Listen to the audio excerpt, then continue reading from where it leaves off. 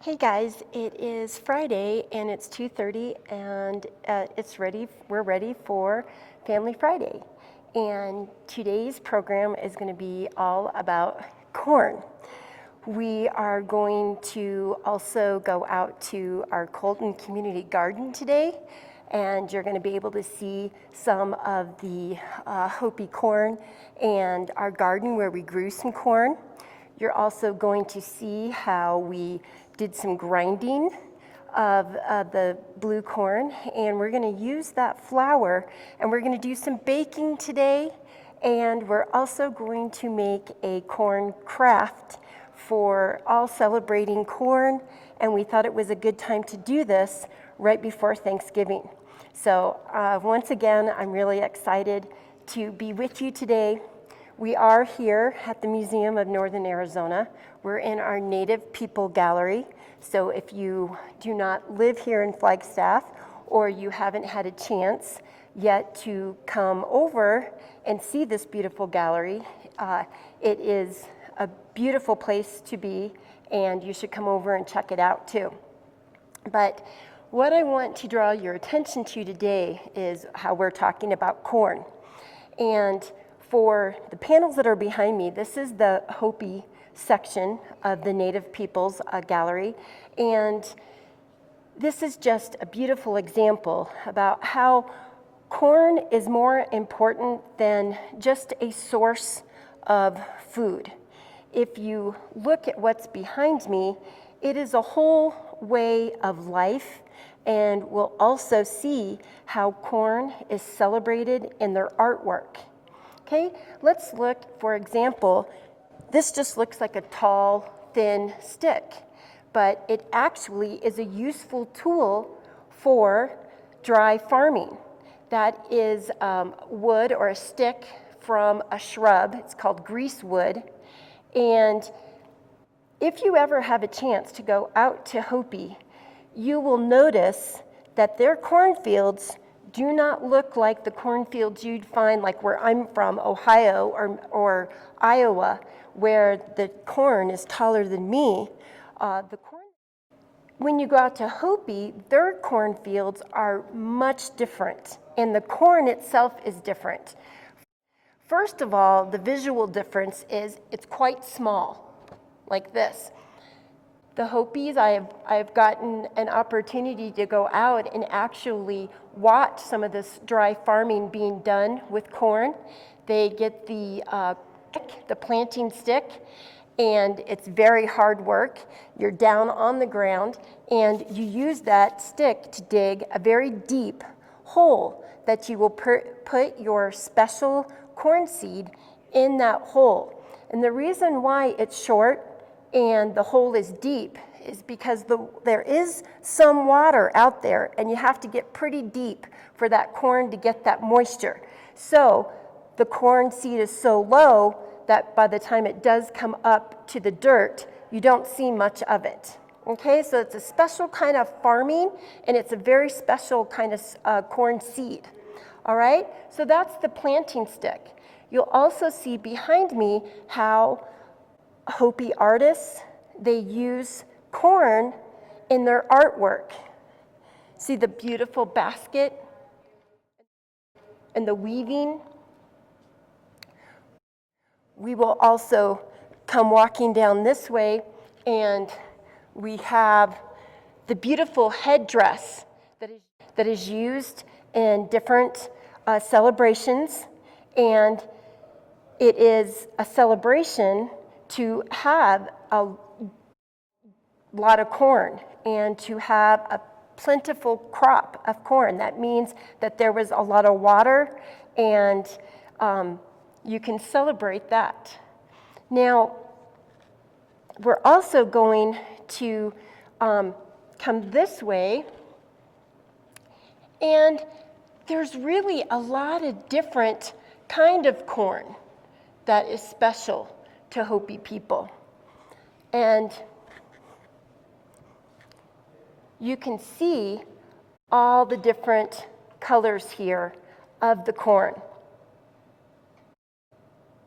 We are going to go out next to the garden so you can actually see where we had some corn planted this summer.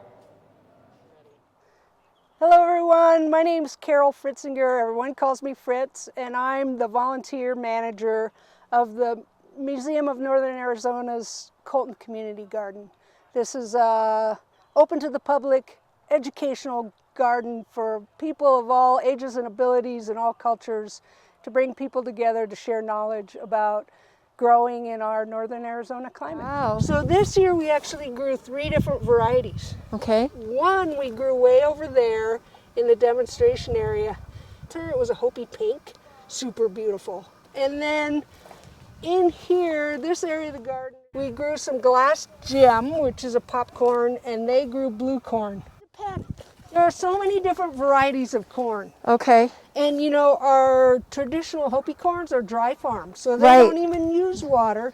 And then they get variations in the productivity of the crop, depending on how much rain they get. There's also corn varieties that only need a very short growing season, and others that need a very long growing season. So here at Colton, where we have a particularly short growing season, we have to look and select for those varieties. Wow, it's kind of a science. Out here, Dwayne Coena planted 4 rows of corn, and he called it blue and white. Oh. So this is we call it the North 40, or our indigenous crops garden. So this whole area we focus on pre-contact foods, corn. Now when you beans. say pre-contact food, what does that mean? So foods that originated in the Americas. Okay. So corn, beans, squash are the famous ones. Peppers, tomatoes, those are all New World foods. Okay. And so those were foods that were traditionally used by native peoples before they were contacted. Now that said, after native peoples were contacted by Europeans and were brought other varieties of food, some of those foods, even though they weren't pre-contact foods, were adopted and became traditional foods of native people. But only since they made that contact. Okay. Like over there, we're growing this onion. Okay. It's called an itua. Ooh. It's a green onion, and it comes from the Tohono O'odham culture. Ooh. And so onions are not an America's food. They didn't originate in the Americas. They originated on another continent. Okay. But people visited the Tohono O'odham, and they had these onions, and it was like, what the heck? Is that some kind of weird native onion variety? And so for a long time, they thought it was this weird native onion variety. It turns out that the Tohono O'odham were given them by missionaries. And they liked them and adopted them, and it became one of their traditional food. It was not a food that was from the Americas originally. That is an awesome story. That is great. That's a great story. But it's something, oftentimes people think of corn, beans, and squash. Those are the only native the foods. 3 sisters, that's it, huh? Or like here in the center row, you see the stubble of grain. Well, all those grains came from Europe too. But is this a stubble? Yep. Okay, that's a Because stubble. we've already harvested it. This was a wheat called Corzon, a super nutritious wheat. Oh. And this was This looks, a wow, barley. oh, look at this, you can still see. Look at that. Isn't that beautiful? We missed one. Yeah. And if you How do you do that? well, you can kind of crush it, and then you can see the little Yes, wheat you sure berries. can. And I actually Look at brought that. some wheat to grind today too that came from this row. Oh, wow. But that's so these are heritage grains. Now some of these grains, same thing happened. They were brought from another continent and introduced to native peoples, and the native peoples adopted them. So the Zunis were big grain growers. Even though it's not a food native to the Americas, it became one of their traditional food crops. So I am learning so much today. I did not know that. Corn, as we know it, is a result of humans manipulating a plant into a food grain, and it took a long transition of people selecting. It's a grass. It took a long time of selecting for certain qualities of it to turn it into a food crop. And it just grows really well in this climate and is a super good food producer. It only took maybe 12 ears of the corn That we're to grinding out yeah, and you produce a lot of flour. So, you know, you get a lot of food, a lot of flour from a small amount. So that's pretty helpful when you're trying to grow your own food. What's this? Oh, that's the tassels. That's where the pollen comes from. Oh, wow. And that's the male component. And then you know how then your ear of corn comes up. You know how it has all those silks? Uh-huh. Every one of those silks is connected to a grain of corn. Oh my gosh. And so the male pollen pollinates those silks, and then the pollinated silks then form the kernels of corn. So you know how there's so many silks? That's because every silk goes to each individual kernel of corn. Wow. And yeah, so these tassels form first, and then the pollen is carried by the wind, and then it comes in contact with the silks on the corn, and that you're dependent on that fertilization To happen. to create the fruit, to create the corn. The kernels, and then all of those kernels are on the cob, right? Yep, and then those, you can eat them, and you can save them as seed and plant them again. Oh, okay. Yeah. And then you can also let this corn dry and do what we're doing with it and grind it up as a meal.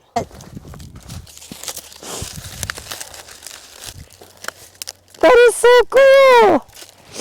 That is beautiful. Tear it open. Okay. See what now, you know how I was just saying that every one of these silks is connected? Yes. And so in this cob, not all of the silks were pollinated, and that's why you have that really spotty Okay. kernel formation on the cob.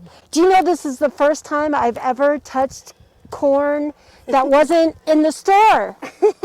Oh my gosh, that is so sad. That I'm so happy now though that I actually got to open up a corn that came right here from this ground, and I didn't get it at the store. Now, some corns like this blue and white can be harvested when it's young and used as a fresh corn. It's traditionally used to make like meal down bread and, you know. Wow. Look at the beautiful colors.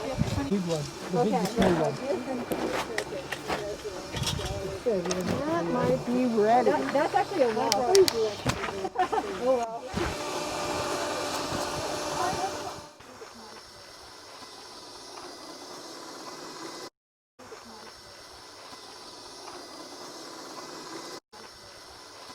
Okay.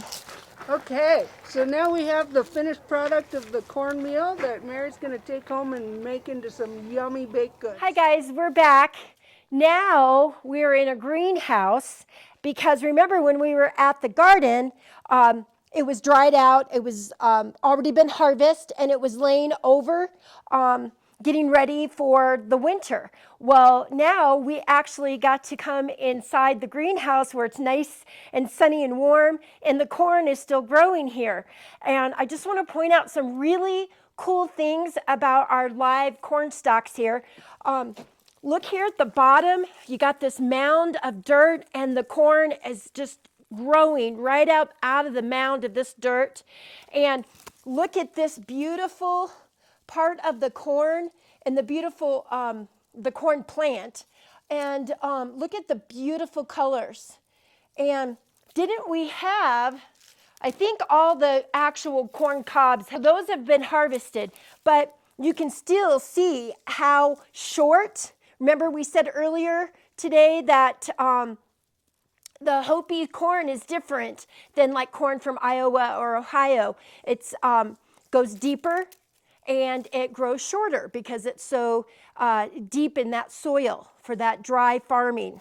And And remember, we also were talking when we were at the museum today about our planting stick. And remember, we said that this comes from a shrub called greasewood. And it's a pretty, I mean, it is a strong tool.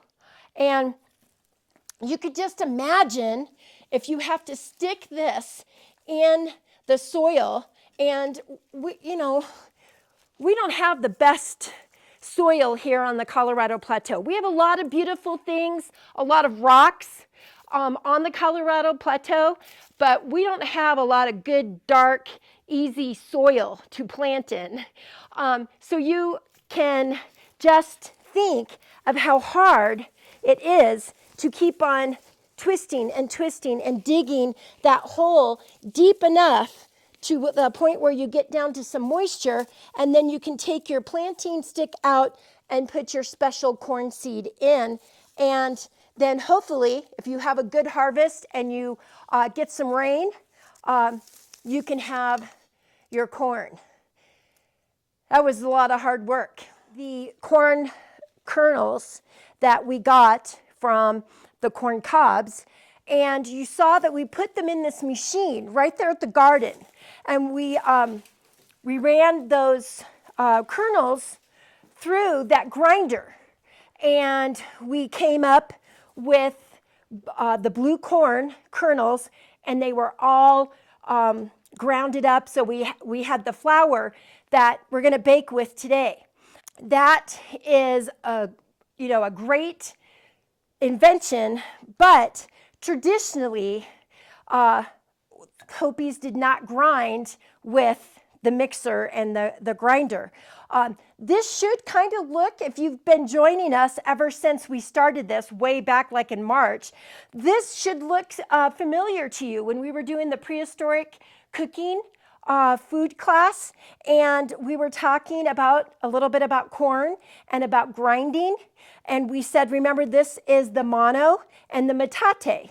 And I still have a little bit of corn kernels on our Metatate here, and we're going to get our Mano. And remember how you just kind of rock back and forth our little tool here until you grind and grind. Now, I haven't been doing it for very long, but we have some good fine pieces there. But look, we also have still a long ways to go. And the Hopi women are so good at this that they grind it so fine, it would be finer than what we got out of the machine. So when you look at our flour today, when we go into the kitchen and cook, you're going to see me use a sifter, because even that machine didn't even grind it really well. But the Hopi women have such great practice that they can use the stone grinder better than a machine grinder. And I also heard a story one time from one of our Hopi artists.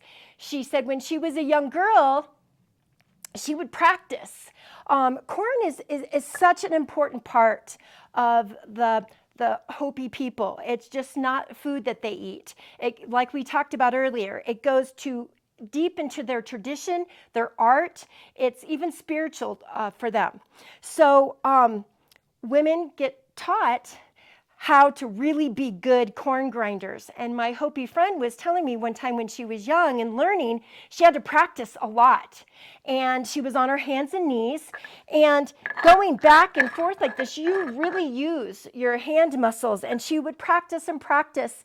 And there was a little window next to where she was practicing. And she said that the boys from her village would come and look in the window, because if they saw a Hopi girl that was practicing grinding and was a good corn grinder, that they would make a good wife. So corn and all the things about corn is really, really important to this beautiful Hopi culture. So sometimes we go to the store and we just, in the summer, we take for granted how we can just reach for corn cobs in the grocery store and we cook it up and we eat it. It gives us nutrients and nourishes our body. But sometimes we forget that it really can be something more than just nutrition to something. Okay, so we're back and now you can see that we're in this beautiful kitchen. And we are going to be making what's called cornmeal Native American chocolate chip cookies. Wow, that's a mouthful. And you're going to need 2 mixing bowls because you want a wet ingredients and a dry ingredients. So we're going to start with our wet ingredients first. Turn your oven on to 350 and get it preheated, okay? Then we're going to put the wet ingredients together. And we have salt, okay, and we are going to put maple syrup. You can also use some sugar with this and they'll be sweeter. I didn't want to add all that sugar, but again, we'll have that recipe and you can choose. We today are just sweetening it with real maple syrup. That is so yummy.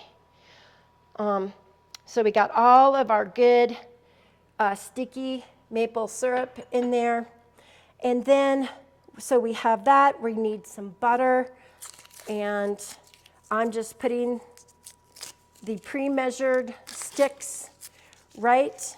Oh, make sure to get all the paper off of them. You don't want paper in your butter or in your cookies. So we have our butter. Okay, there's our butter, and we need our vanilla. Dump the vanilla in there, and I really like to use real vanilla flavoring. It's just, I think it's better for you. And 2 eggs. I'm not one of those fancy cooks or chefs or bakers that can crack the egg with one hand. All of our wet ingredients in our wet bowl. We're going to set that aside. And we are going to get our other mixing bowl for our dry things. And here is that flour. I'm going to give it to Kristen. So do you want to see? That's the flour that came from the Colton garden that we ground. Okay? And remember we said we were going to sift it because, again, this flour can be kind of grainy, and we don't want grainy cookies. And if I was as good of a grinder on the Metatate as some of my Hopi women friends are, it would be great, but I am not. So we have some pretty big chunks in here that I'm going to hand to see how much that is really, and we have more of the fine ingredients in here. So I'm going to pour some more, and you can see all of the fine part of the flour is going through the sifter. And then there is our nice flour. And we have to put some baking powder in there. I think that helps the cookies rise. There we go. And we'll just kind of stir that up a bit.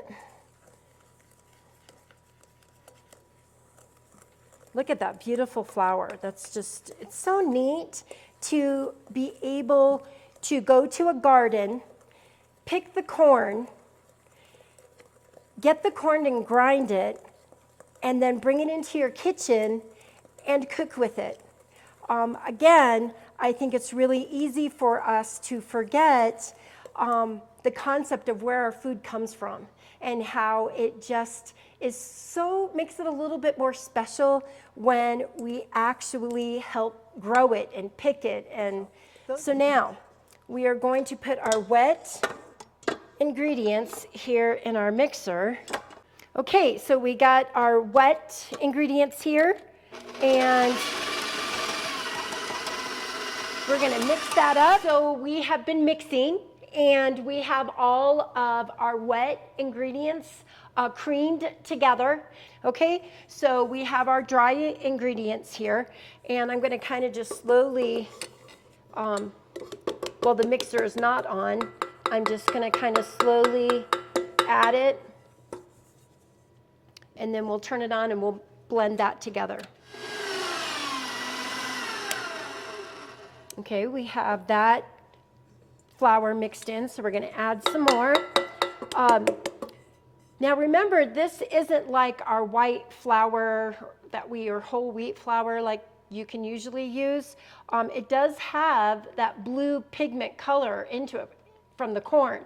So you're gonna kind of look at your batter, and it's going to be kind of like a greenish blue color.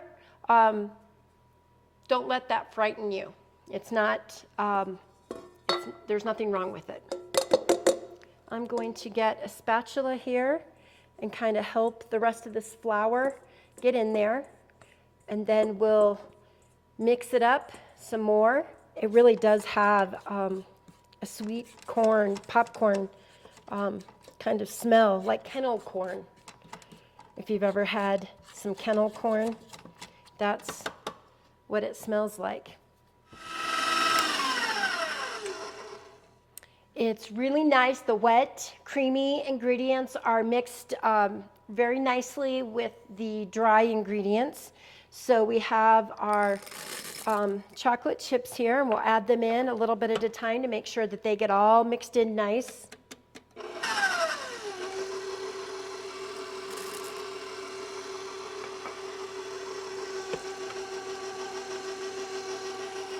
So we've got the ingredients all mixed in with our chocolate chips. We did find out that the cornmeal does make a difference. So I would suggest when you're following or you're doing this recipe, do use the cornmeal or use a little bit extra flour, because it makes the batter thicker, so you can drop it from a spoon. Before we didn't do that, it was too liquidy. So lucky that you have us to test this out for you before you make this. We're just going to spoon this out and drop it on our cookie sheet here. And they are making really nice balls. And I'm just doing about that much on the spoon and just dropping it on our cookie sheet. Filling up our little cookie sheet here. Now we already have our oven preheated, remember, to 350. So that has been working away and is nice and hot and ready for us to go. It is preheated. And the cookies are supposed to bake for 15 minutes. I have found sometimes with doing recipes here in Flagstaff in the higher elevation, sometimes cooking times may vary. So start at 15 minutes and then just check them. We are just having fun today and experimenting with a new recipe and with our blue corn flour and sharing these cookies with our friends, and which I think that's what November's all about, is sharing some good times and good food with friends. So we have our cookie drops here on our plate, our cookie sheet. We're gonna put them in the oven. And we'll check on those in 15 minutes. While we're waiting for these to bake, we're gonna go over and do a craft. Okay, so we have set up a little craft center here, and we have, this is just foam that you can buy a stack of it. You can buy single pieces. You could mix and match colors, be as creative as you want, but it's just a foam piece. And then we have our Indian corn, and it's really nice to have the corn husk on top here. It gives it a little bit more of an effect, okay? And what we have acrylic paint. Again, it can be whatever colors you want it to be. And I love earth tone colors, so I got brown, yellow, orange, and it's acrylic paint. I think that will last longer and be better here on our little foam piece. And then I'm gonna try this little doodad here with the foam and see, I think these are kind of like used for like stencils. So we're gonna see how this works, and or you can get a paintbrush. And what we're gonna do is we're gonna dab our little sponge in the paint and then just kind of dab it on to our corn, okay? And then I'm even gonna see what happens if I don't change the color on my sponge, and I just kind of mix it all together. And then I'm going to press it onto my foam and kind of roll it back and forth. Oh, I think this is gonna be really pretty. And look at that. Do you see how you have the corn on there? I'm gonna get some yellow again and some orange. And I want some of the husk here on this. And so we're gonna see how we can do that. And again, I'm going to lay it and just kind of press it. Now, we're gonna do it over and over again on our foam piece. And when we're done, this foam piece is going to be our Thanksgiving Day placemat. You just play around with it and see how it turns out. And that's art to me, is just playing around and see what happens.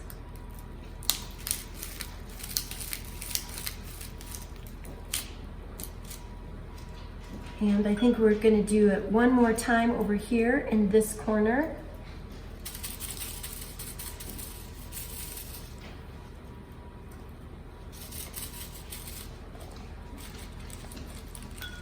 And pressing and rolling. And here is our Happy Thanksgiving 2020 placemat. Okay, so our timer just went off. We're gonna check our cookies, and they are a beautiful golden brown. So we're going to take them out. Can you guys see? I wish you could smell how yummy. So we have our placemat, our yummy cookies that we made today, and we get to taste them. That was really good. They're sweet and they have a corn taste to them. So guys, I hope that you have as much fun as I did today creating your beautiful placemat and making some yummy cornmeal Native American cookies, and enjoy your wonderful celebration. And we will see you next time. Bye guys.